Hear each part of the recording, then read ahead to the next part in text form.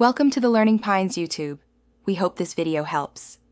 You start by choosing the right nylon thread thickness for the job, thinner for delicate fabric or beads, thicker for heavy-duty seams.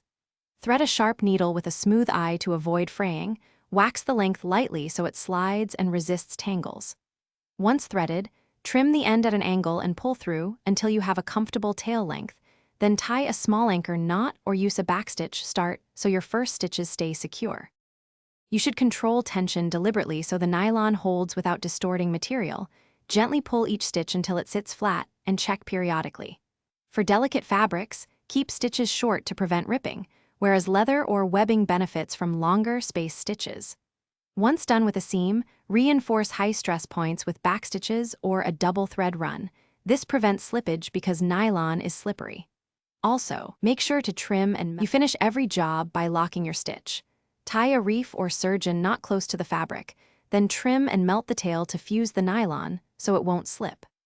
Once done, inspect the seam under tension and restitch any weak spots using a doubled thread or heavier denier if needed. If you encounter fraying or frequent breakage, switch to a higher denier nylon or apply a small drop of clear adhesive at the ends. This prevents future failures and keeps your work durable.